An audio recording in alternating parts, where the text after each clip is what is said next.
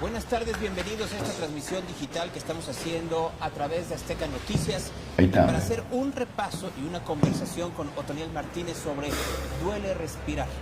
Un país, Nicaragua, que no solo tiene amenazadas sus libertades, sino que ya las ha perdido. Una advertencia de cómo el ciudadano tiene que cuidar dichas libertades, porque de no hacerlo puede caer efectivamente en lo peor que le puede suceder a cualquier ser humano, que es perder la libertad de expresión, la libertad de tránsito, la libertad de pensamiento, las posibilidades de alcanzar una prosperidad incluyente. ¿Cómo estás, Otoniel? En este momento tratando de digerir lo que ha pasado en por lo menos el último mes después de que hicimos este viaje a Nicaragua, porque efectivamente sabíamos que íbamos a generar una ámpula, ¿no? Pero lo que hemos recibido es una respuesta que va más allá. Justo el día de ayer se pronunciaba un diputado nicaragüense, ¿no?, tratando de hablar del trabajo que habíamos hecho. Entonces, es cuando te das cuenta que lo que realizas periodísticamente hablando, pues sí está impactando no solamente a Nicaragua, sino aparte de Centroamérica, ¿no? Mensajes de Colombia, mensajes de Argentina, mensajes de Guatemala, de México, de Estados Unidos, muchos exiliados en Estados Unidos, en España. Entonces, pues tratando de leer todo y de digerir cuál es la lectura de la gente después de presentar este trabajo. ¿De dónde surge el interés de hacer un retrato de lo que está sucediendo en Nicaragua? ¿Es a partir de estos datos de exiliados, a partir de ver en medios de comunicación cómo poco a poco se van apagando las ventanas y las voces que están denunciando al régimen de Daniel Ortega? Yo veo este trabajo como en tres etapas. Primero, yo conocí a Nicaragua a través de las letras que alguien más escribía. Y lo que empiezo yo a descubrir es que empiezan a contar la historia de un país que a mí me parece irreal. O sea, que como mexicano, aún con todas las dificultades que nuestro país tiene, pues no es sencillo creer que un país como Nicaragua existe. Y me empiezo a leer cosas que me obligan a después buscar a voces nicaragüenses que me confirmen lo que yo estaba leyendo. Y busco a exiliados, busco a personas nicaragüenses que están viviendo todavía en el país, busco a activistas. Y en esa segunda etapa empiezo a conocer a Nicaragua a través de lo que me contaban. Y es cuando yo decido, le digo al equipo, tenemos que viajar a Nicaragua. O sea, no hay otra forma de comprobar uno lo que estamos leyendo y escuchando que pisando esa tierra y platicando con la gente que lleva ahí pues, años, ¿no? Años de su vida. Y particularmente me llama la atención lo que ocurre en Nicaragua en el 2018, que es esta manifestación masiva después de que el gobierno anuncia esta reforma social, que entre otras cosas lo que enojó mucho es que quitaba parte de la pensión a los adultos mayores. Salen a los adultos mayores a las calles y son reprimidos. Se les suma la sociedad civil y son balaceados. Algunos dicen que son más de 500 muertos, otros se reducen a 400. Oficialmente Derechos Humanos dice 335. Daniel Ortega ha reconocido únicamente 195, lo cual no me parece una cifra menor. Y después del 2018 lo que ocurre en Nicaragua es un miedo silenciador, un control absoluto en todo. O sea, Daniel Ortega controla todos los rincones y además todas las instituciones y además todas las personas. Nadie puede hablar de lo que está ocurriendo en Nicaragua. Hoy por hoy hay 120, por lo menos, periodistas exiliados en Costa Rica que están haciendo su trabajo desde el exilio, fuera de sus fronteras. Y dentro de Nicaragua nadie habla. Yo empecé a hacer como un ejercicio de ver qué es lo que pasaba en la televisión nicaragüense y encuentro que lo único que tienen es propaganda gubernamental, no más. Rosario Murillo, con su propio programa a las 12 del día, dando un mensaje a la nación, maquillando datos, ¿no? Son la única que puede hablar. Daniel Ortega casi no habla, la única vez que lo vi hablar fue el 19 de julio, que fue el día de la Revolución Sandinista. Ellos celebraban 43 años. Y de hecho ese fue el motivo por el cual nosotros, después de decidir viajar solamente durante una semana a Nicaragua, extendemos esa estancia a 2 semanas para ver cara a cara a ese hombre que durante los últimos 43 años ha tomado el poder de Nicaragua. Y entonces, pensando un poco en esta realidad silenciada de Nicaragua, es que buscamos la estrategia para entrar, porque a Nicaragua no entran periodistas, a Nicaragua no entran reporteros, en Nicaragua no hay corresponsales. Únicamente está permitido que entre aquel medio que Daniel Ortega pues considera su amigo. Entonces, eso para nosotros jugaba en nuestra contra. Nicaragua es un país que, vaya, que ha sufrido ante sus gobernantes, sí, desde la dictadura de los Somoza, después, heredada. Después el gobierno que vino, después los contras, después Ortega y hasta el día de hoy, en donde pareciera que las soluciones que se visualizaron hace 30, 40 años son problemas mucho más graves que los que se tenían en la dictadura. ¿Cómo lo viviste tú? ¿Cómo lo atestiguaste estando allá? Yo llegué con la mente muy fría, o sea, yo trataba como de no pensar el terreno en el que estábamos parados. Yo recuerdo que llegué a Managua de noche, casi las 8 de la noche, y las primeras imágenes que yo veo de esa ciudad, la capital de Nicaragua, me llevaron a la costa chiapaneca. O sea, Managua podría ser cualquier municipio de la costa chiapaneca, con esa imagen, con ese rezago, con esa pobreza. Y empiezo a caminar, a recorrer esas calles con un taxista que nosotros conocimos ahí en la terminal y que nos subimos, y en una plática muy casual me empieza él a dar las primeras impresiones. Yo lo que le pregunté, me recuerdo perfecto que lo primero que le dije es, ¿puedo grabar? Porque algo que me habían dicho es, no te atrevas a sacar un teléfono en la vía pública, mucho menos pensar que íbamos a viajar con equipo profesional. Nosotros el trabajo que les presentamos lo hicimos con celulares, ¿no? Y con mucha discreción, porque no está permitido que alguien grabe en la vía pública, mucho menos un periodista que lo que busca es documentar la realidad de Nicaragua, mucho menos que te pongas frente a un policía y lo grabes, lo cuestiones. Eso no puede ocurrir. Entonces mi primera pregunta a ese taxista es, ¿sí puedo grabar? Y me empieza a explicar lo que ocurre en Nicaragua después del 2018 y lo que le puede pasar a una persona que opine algo en contra del gobierno. Y yo recuerdo que llegamos a ese hotel, encendí la televisión y lo que me encontré fue un discurso de Rosario Murillo, la hoy vicepresidenta de Nicaragua, la esposa de Daniel Ortega.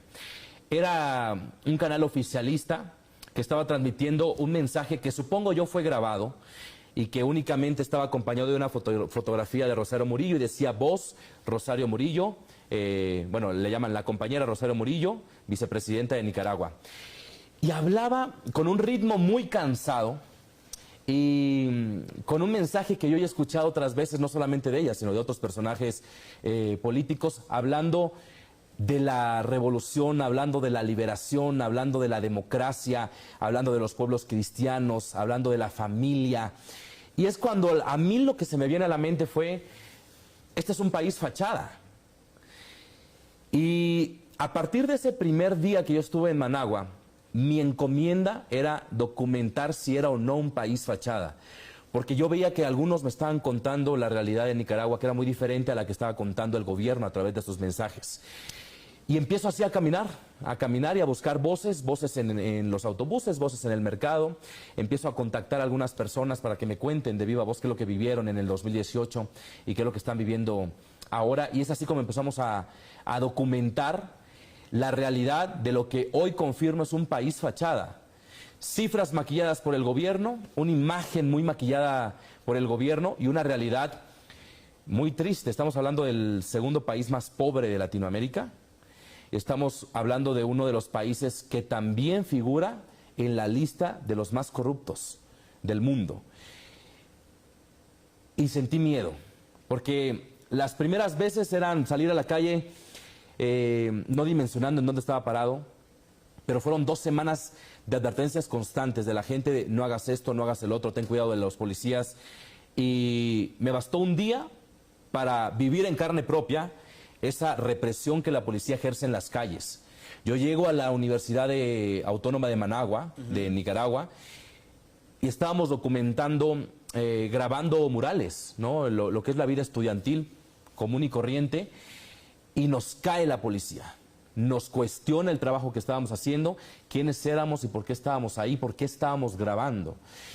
Y la habilidad de la persona que nos acompañaba es lo que nos salva. Entonces, después de ese primer día es cuando yo dije, sí debemos tener cuidado de lo que estamos haciendo en Nicaragua. Uno pensaría, y siempre que el momento más riesgoso de un reportero tiene que ver en zonas de guerra o de conflicto armado, ¿no? O sea, uno puede pensar efectivamente en donde puede haber guerra de guerrillas o en ese caso, como pasa en México, en donde se encuentran zonas controladas por el crimen organizado. Pero lo que tú nos estás platicando, Otto, es otro tipo de miedo y otro tipo de riesgos. Otro tipo de guerra en donde, al final de cuentas, el enemigo pareciera ser la sociedad civil, aquellos que se manifiestan o simple y sencillamente dicen la realidad sin estos maquillajes de un país fachada.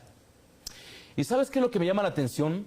Que es otro tipo de guerra con otro tipo de armas. Porque me parece que el arma más importante que está utilizando la dictadura de Daniel Ortega es el miedo. Y el miedo lo ejercen en todas sus formas. Desde demostrar con esos 180 presos políticos, algunos dicen que ya son 190, algunos dicen que ya son más de 200, que sí te vas a la cárcel, ¿no? En demostrar con esos más de 120 periodistas exiliados que si opinas, te vas del país.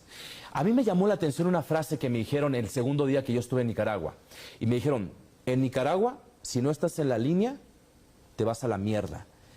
Y mierda significa terminar en el Chipote, que es una de estas cárceles famosas por las torturas que ejercen, o el exilio, que para muchos es dejar la familia, dejar la vida que han escrito en Nicaragua y buscar otra. La gran mayoría la encuentra en Costa Rica porque es un país que les extiende un permiso para poder trabajar inmediatamente. Pero estamos hablando de que son médicos, son maestros, profesionistas con un título que están quizá trabajando en el campo de Costa Rica. Y muchos otros, pues bueno, están en México, muchos otros están en Estados Unidos, en Miami principalmente, otros se van a España.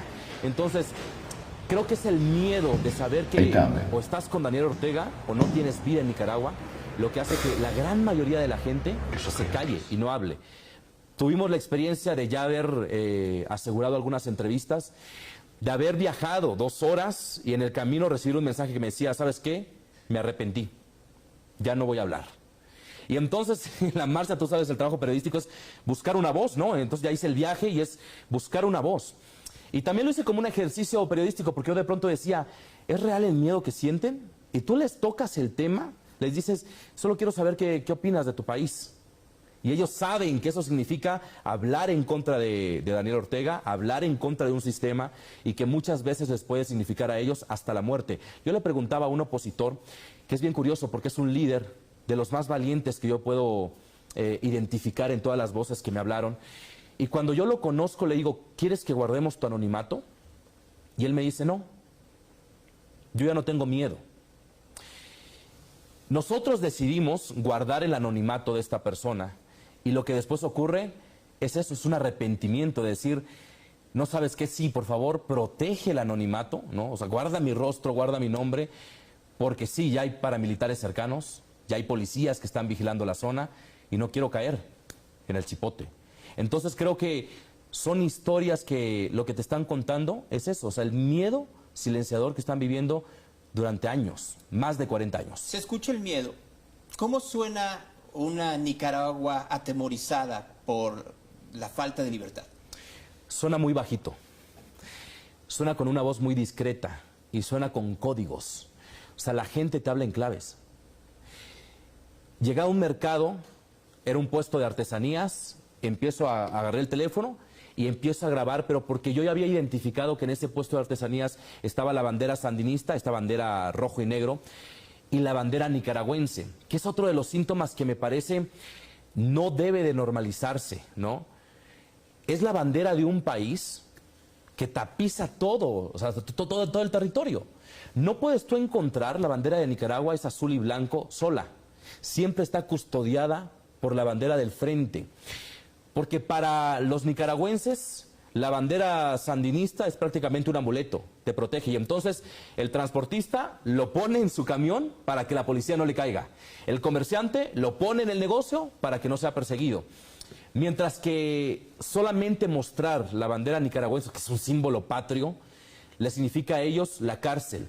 Y hay alumnos universitarios que han terminado en la cárcel por protestar de una manera pacífica, que es pararse en una esquina y mostrar la bandera de Nicaragua.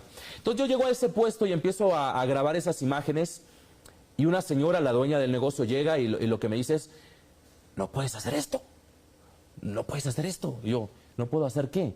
Yo sabía a lo que se estaba refiriendo, pero yo quería que me contara más. Me dice, esto, grabar las banderas, no puedes hacerlo, no puedes hacerlo. Y yo le decía, es que lo veo en todas partes. Me dice, pues porque es la que permiten. No puedes hacerlo. Y como vio que nosotros insistíamos con el teléfono hacia ella y hacia las banderas, le dice a su ayudante, hacerles entender que tienen que grabar para el otro lado. Y se va. Así suena el miedo. Suena con claves, suena con códigos, suena con susurros. y a veces ni suena. O sea, el miedo es una mirada retadora, una mirada que con solamente unos segundos te está diciendo absolutamente todo. Los nicaragüenses están acostumbrados o entienden que durante mucho tiempo estuvieron bajo el influjo, la influencia y la intervención norteamericana. Vamos, uno de los escándalos más grandes que ha habido en los Estados Unidos de corrupción, que es el famoso Irán-Contras, tenía que ver fundamentalmente con el financiamiento a la contraguerrilla en Nicaragua. ¿Hoy se sienten abandonados por la comunidad internacional o qué es lo que están experimentando ellos? Se sienten olvidados completamente y de hecho por eso les llama mucho la atención que nosotros, primero, hayamos volteado el rostro hacia Nicaragua, nos hayamos interesado en la realidad que están viviendo y dos, que nos hayamos atrevido a entrar. Entonces, el nicaragüense que no simpatiza con la dictadura está sorprendido por el trabajo que realizamos. Pero el simpatizante de Daniel Ortega nos está tildando de prensa sicaria y el señalamiento que yo más he leído en las redes sociales es eso. Seguramente está recibiendo dólares, ¿no? Ya te engordaron la cartera y algunos directamente me han dicho cuánto te pagaron.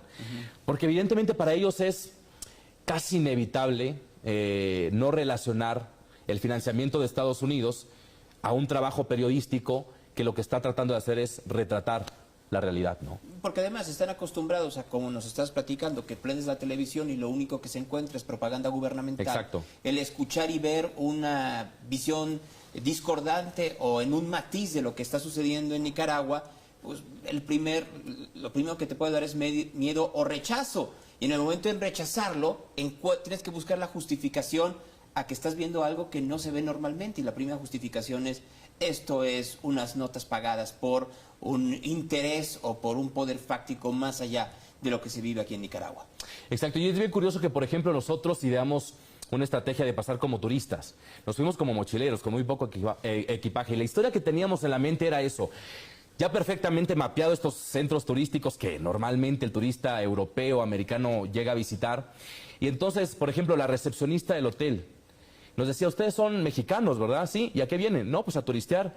Y se ríen en tu cara, porque saben que por lo menos desde el 2018 a la fecha no llegan turistas, ¿no? Y yo me los encontré únicamente en Masaya, en el volcán de Masaya, que eran 2 combis. Yo creo que no los conté exactamente, pero no pasaban de 20 turistas que estaban visitando ese centro turístico, y me los encontré en Granada. O sea, los únicos lugares en donde yo me encontré turistas. Y entonces es otra cosa que también para los nicaragüenses es muy extraño. O sea, que alguien llegue y diga: ah, es turista. Y alguien que saca celular, te dicen: ¿eres periodista? Y cuando le dices no, te preguntan: ¿pero eres youtuber? ¿No? Porque también la referencia que tienen es la última visita que hizo Luisito Comunica, y que él llegó, según sus palabras, hacer pues este tipo de videos que él normalmente hace para contar el turismo, la realidad de un país, pero específicamente turismo. Y fue duramente señalado, y yo lo pude comprobar con lo que me comentaba la gente, pensando que había sido una visita pagada por Daniel Ortega. Entonces la gente tiene estas dos realidades. Si tú vas y presentas algo que pueda estar en contra de la dictadura, te pagó Estados Unidos. Pero si tú llegas a hablar de Nicaragua y lo que presentas son puras cosas bonitas de Nicaragua, entonces te pagó Daniel Ortega. Y de ahí no te sacan, son las dos realidades. Pero además, sacar un celular, por lo menos en ley, no es ilegal en Nicaragua. ¿No? No hay una ley que te prohíba el tomar lo que está sucediendo alrededor. Pero, como le estabas diciendo hace un momento, hay una ley no escrita. Y eso también te pone en un riesgo enorme, porque te podrían haber metido a la cárcel o te podrían haber detenido por no violar la ley, sino porque hay una ley no escrita en donde pareciera que todo tiene que estar abajo de la alfombra. Mira, el nicaragüense te dice: si la policía te detiene, vos ya sos culpable, ¿no? O sea, ya no te puedes defender, no hay presunción de inocencia, vos ya sos culpable. Y te vas al chipote o alguna de las otras 11 cárceles. Y lo único que te toca esperar es la sentencia.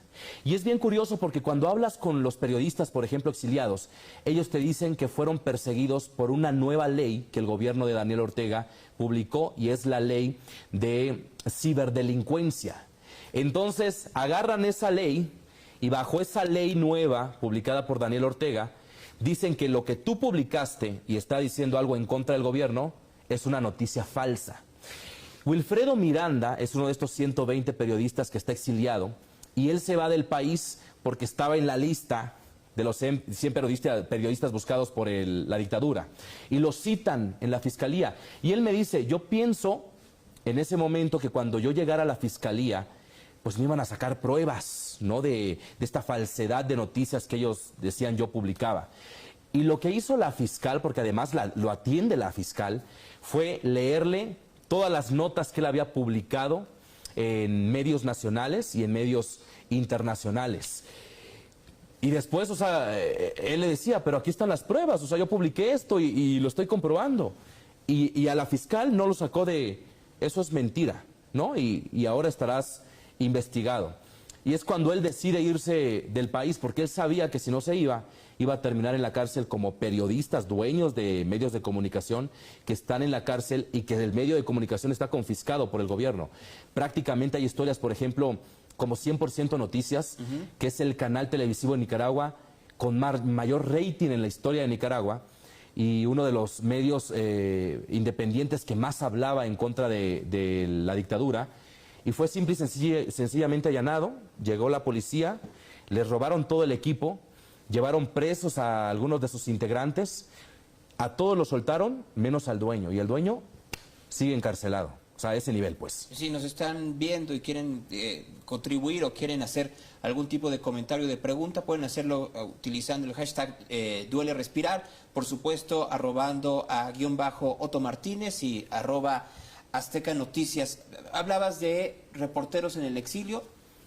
¿Qué te han dicho de este trabajo? Porque me imagino que muchos de ellos se han de ver contactado contigo a través de estas redes sociales. Es fácil encontrar tu usuario en redes sociales y te pidieron más datos o en una de esas opiniones sobre la labor que se ha visto en estos 5 días a través de los espacios de Azteca Noticias. ¿Qué te dicen? Cuando ellos vieron primero los promocionales de que el 15 de agosto íbamos a publicar la primera pieza de este documental, fue sorpresa, o sea, y muchos colegas me escribieron y me dijeron, ¿es en serio? O sea, ¿estuviste ahí? Ya no estás, ¿verdad? Andate ya, vete del país, ¿no? Y yo les decía, no, ya estamos fuera, estamos en México y estamos ya preparando las piezas. Y para ellos era increíble. Y empezó para la prensa nicaragüense, sobre todo, como una especie de cuenta regresiva, porque querían ellos, pues, ver con sus propios ojos si habíamos estado en Nicaragua y habíamos estado en estos lugares prohibidos que para la prensa pues están conocidos. Por ejemplo, llegar al Carmen, que es la zona que tiene guardadas con barricadas Daniel Ortega, que es la zona donde vive.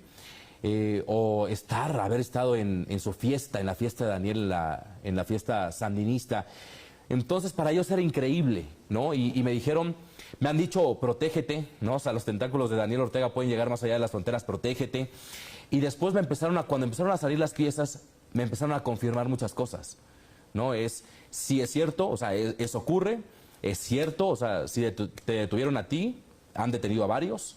Me empezaron a confirmar mucha información y después lo que empezaron a hacer es replicar el material, ¿no? Hemos leído artículos de prensa nicaragüense, de prensa costarricense, de prensa argentina, de prensa colombiana, de prensa americana, porque para ellos es increíble que un mexicano haya entrado al país. De hecho, yo recuerdo el primer titular que yo leí, que fue de La Prensa, que también es uno de los periódicos más leídos en Nicaragua. La Prensa, de hecho, fue el último medio que hace cosa de 3 semanas anunció que se salía de Nicaragua y que llevaba toda su redacción a San José, Costa Rica, precisamente por el asedio de la dictadura. Y yo recuerdo el primer titular que leí fue: periodista mexicano se infiltra en Nicaragua. Y ese tipo de titulares es un golpe al hígado para la dictadura, porque presumen de tener un control absoluto de todas las cosas y que nosotros hayamos de cierta forma vulnerado ese control en una estación migratoria en la frontera sur, pues les duele, ¿no? Y entonces empiezo a ver como esta serie de reacciones de mucha gente que dice, ¿te arriesgaste demasiado? O sea, tú hoy no podrías estar contando esta historia.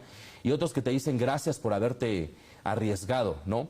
Pero yo creo que para la gran mayoría de los colegas, esta también es su voz, ¿no? O sea, el trabajo que realizamos en Fuerza Informativa Azteca terminó siendo la voz de una historia que ellos han querido contar y que no han podido contar aún siendo nicaragüenses. ¿Le pegaste en el ego a Daniel Ortega, o por lo menos en este férreo control que tiene de medios de comunicación y del discurso oficial?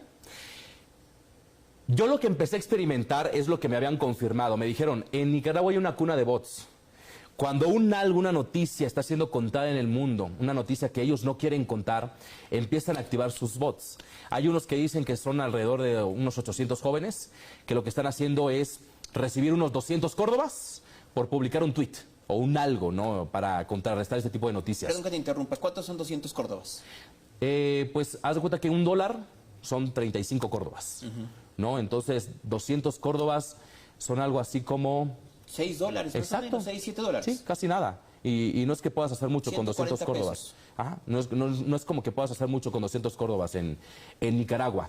Y entonces yo empiezo a leer en el Twitter casi que líneas dictadas, ¿no? O sea, un domingo la ola venía diciendo, mira, esta es la dictadura de la que tú hablas. Y me empezaban a llegar tweets con fotografías del último concierto que los Tigres del Norte dieron en Nicaragua, que fue el 12 de agosto.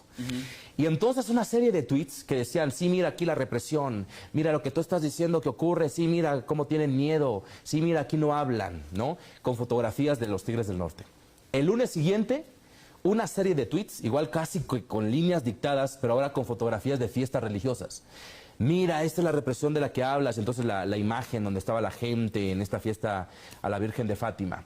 Al día siguiente, líneas que casi dictadas diciendo, tú que vienes a hablar de Nicaragua, si ve cómo está México. Y bueno, a propósito, en esos días ocurrió esta ola de violencia al norte de México, que la agarraron, ¿no?, como un arma a ellos para decir, no tienes, ¿no?, ni por qué venir a hablar de Nicaragua cuando mira cómo está tu país. Y entonces yo empiezo a leer que efectivamente así operan, ¿no?, los bots. Hemos visto, ¿no?, algunas investigaciones internacionales que nos dicen cómo operan. Y pues esta secretaría, bueno, para ellos es Ministerio de Telecomunicaciones y Correos, es donde dicen se opera este tipo de líneas. Y que son líneas, dicen, dictadas por Rosario Murillo, ¿no?, que es prácticamente la vocera. O sea, una orden y un medio de comunicaciones cerrado. O sea, una orden y ahora el hijo de Daniel Ortega ya tiene a su cargo una televisora. Entonces me parece que sí puede ser un síntoma de un gobierno que está enojado, ¿no? O sea, que finalmente este país fachada que ellos quieren mostrar, pues es eso, simple y sencillamente una fachada, y que cuando sale un trabajo periodístico que muestra otra realidad que ellos no quieren contar, pues evidentemente no los tienen nada contentos. A ver, hablamos ya de la reacción de los periodistas y de los medios, la reacción del gobierno y sus granjas y sus bots, pero vamos a hablar de la reacción de los nicaragüenses, tanto los que están en el exilio como aquellos que han podido ver estos reportajes a través de los medios digitales y que pueden tener este tipo de vocalización hacia las emociones o hacia la indignación que puede levantarles. ¿Cómo ha sido la reacción tanto de los nicaragüenses que se encuentran en Costa Rica o que se encuentran aquí en México o en Miami, como aquellos que siguen en Nicaragua? Para ellos fue dos cosas. Uno, revivir el dolor que han sentido, ¿no? Nosotros decidimos titular el documental Duele respirar. Esta frase se convierte para la oposición en una consigna en el 2018. Alvarito fue un joven de 15 años que en aquellas manifestaciones decide llenar bolsas con agua y salir a la calle para hidratar a los manifestantes. En esa ayuda estaba cuando una bala le llega al cuello y lo tira al piso. Y sus últimas palabras fueron, me duele respirar. Él falleció, hoy los padres están exiliados en Costa Rica, siguen pidiendo justicia por la muerte de su hijo. Y entonces esa frase se vuelve consigna. Y cuando nosotros titulamos este trabajo, Duele respirar, pues para ellos los llevó a ese 2018, donde cientos, decenas de nicaragüenses fallecieron, murieron en manos de la policía, en manos de uniformados, en manos de paramilitares. Y entonces, para ellos es eso, revivir la triste realidad que está viviendo Nicaragua, pero para otros significó una esperanza. O sea, ellos me decían, hacía tiempo que la oposición ya no habla, por miedo. Hacía tiempo que la prensa internacional no se interesa en Nicaragua. Y para nosotros, ver este material, ver estas imágenes, ver que hay nicaragüenses que, aunque sea desde el anonimato, hablan en contra del régimen, pues es una esperanza. Y me parece que hay dos reacciones que son la confirmación de esa esperanza para el nicaragüense, que son este grupo de nicaragüenses que en México en días pasados se manifestaron en la embajada nicaragüense aquí en la Ciudad de México, y hoy el plantón que están anunciando los nicaragüenses que están en Costa Rica. Ellos anunciaron que van a hacer un plantón en la embajada nicaragüense en Costa Rica. Entonces me parece que son estas confirmaciones de una esperanza que encuentra el nicaragüense ante un trabajo como este. La historia no acaba, no. Otto. Mientras estamos platicando, pues está desarrollando toda esta nueva protesta por el secuestro de Rolando Álvarez, del obispo Álvarez. Y veo muchas reacciones de gente que efectivamente te agradece por demostrar a través de las cámaras de Fuerza Informativa Azteca lo que está sucediendo en Nicaragua. No obstante, hace un rato decías que algunos de los reporteros que están en el exilio te decían, cuídate de los tentáculos de Daniel Ortega. Estando en México, ¿tienes miedo de alguna repercusión de a partir de este tipo de poder que le pegaste en el ego? No subestimo las amenazas, porque me han dicho que me van a cortar la cabeza, me han dicho que me van a matar, o sea, me han dicho que es posiblemente la última historia que he contado. O sea, me han dicho cosas como esas, ¿no? Y no me sorprende, porque yo estuve cara a cara con un simpatizante de Daniel Ortega y su discurso fue ese, o sea, directo a la oposición diciendo, ustedes se van a ir en bolsas de plástico y sus cabezas las vamos a enterrar en el cerro. O sea, ese es el discurso tan polarizado que vive la oposición y el simpatizante de Daniel Ortega. No subestimo esas amenazas, pero tampoco yo te podría confirmar que hoy por hoy he sentido una amenaza real. O sea, que yo te diga, ¿sabes qué? Gonzalo, ayúdame a buscar algún tipo de protección. Sin embargo, sobre todo hay dos personajes, un activista y un periodista que están en el exilio en Nicaragua, que se han ofrecido a ayudarme a tramitar ya un tipo de protección, porque me dicen, debes de creerlo, pues, o sea, Daniel Ortega tiene poder, Daniel Ortega tiene contactos y podría, ¿no?, quizá operar un algo en contra tuya o quizá operar un algo en contra del medio que estás representando. Pero hasta el momento, como producción, no hemos creído necesario echar mano de algún tipo de protección. Sin embargo, a mí me parece, ahora que recordabas lo que pasó con Rolando Álvarez, el obispo de Matagalpa, que me parece, después de 16 días de encierro, la forma más atroz de detenerlo. Son policías llegando como delincuentes, lo hicieron por la madrugada, a las 3 de la mañana. Y hasta hace un minutito estaba leyendo un comunicado que hace la Policía Nacional diciendo está en prisión preventiva, en prisión domiciliaria, ya recibió visita de los familiares, porque de hecho muchos me han escrito diciendo, ¿sabes algo? ¿No? ¿Tú sabes algo del obispo? Y cuando yo les comparto este comunicado que yo ya tengo en mis manos de la Policía Nacional Nicaragüense, me dicen, a las pruebas me remito. Porque es tal lo que ha hecho la dictadura con la opresión que no creen las letras de un comunicado. Entonces, ¿qué es lo que pasó con los políticos, los presos políticos? Hasta después de un año de estar en la cárcel, muestran el rostro de Félix Maradiaga, que fue uno de los 7 precandidatos que en el 2021 se fueron a la cárcel por ser figuras fuertes que podían, ¿no?, tumbar la presidencia de Daniel Ortega. Y tuvo que pasar un año, y después de todas las exigencias, para que lo mostraran públicamente, ¿no? Entonces, el nicaragüense no cree en un comunicado con puras letras. Lo que quiere son pruebas. Lo que está exigiendo hoy es ver el rostro del obispo Rolando Álvarez, ¿no? Entonces, cuando yo leo ese tipo de cosas, digo, sí, no, estoy frente a una dictadura, frente a un régimen, frente a un personaje que efectivamente tiene cierto poder, ¿no?, que no puedo subestimar. Pero hasta el momento yo no he sentido ninguna amenaza real que me haga sentirme inseguro en México, ¿no? Evidentemente no tengo pensado ahora regresar a Nicaragua, me gustaría hacerlo, pero tendría que analizar mi seguridad antes de irlo, ¿no? Este tipo de coberturas no son nuevas para Fuerza Informativa Azteca. Carolina Rocha lo ha hecho Roberto Ruiz, que también en algún momento estuvo en Venezuela. ¿Qué hilo conductor ves en estos 3 países después de tu experiencia en Nicaragua? Me parece que Cuba y Venezuela son dictaduras muy maduras. Tan maduras que el propio y el extraño lo normalizan, y entonces vemos a un Cuba que es el paraíso para los turistas y que llegan y sí se encuentran con la pobreza, se encuentran con la escasez, pero ya lo escucharon tanto que creo que lo han normalizado.